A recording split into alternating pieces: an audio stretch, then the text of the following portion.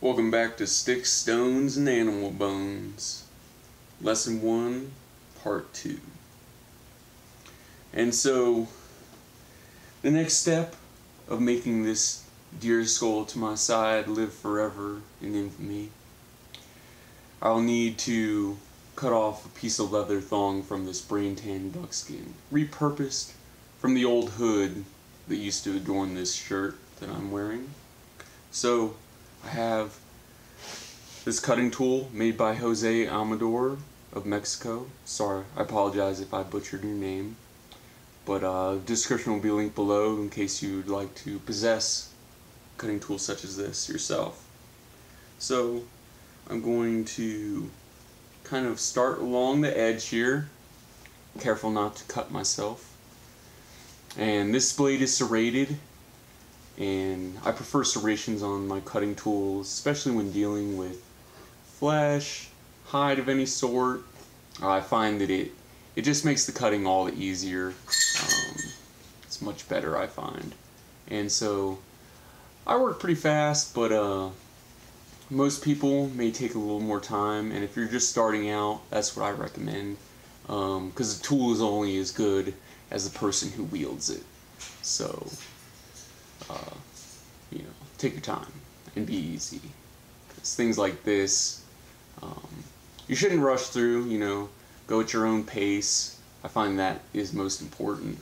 And we're just going to continue working along the edge here until we get to the end, which could be wherever you want it, or wherever it chooses to be. So we'll see what we get. And coming along the edge. Oh, shit.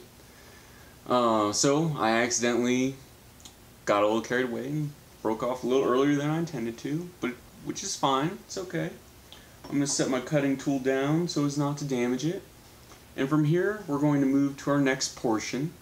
And so we're going to grab our deer skull.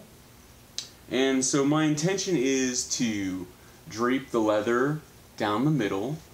And this will help protect the skull during its time for the rest of eternity. And so I'm going to pause for a brief intermission, and due to the miracles of technology, you won't even notice.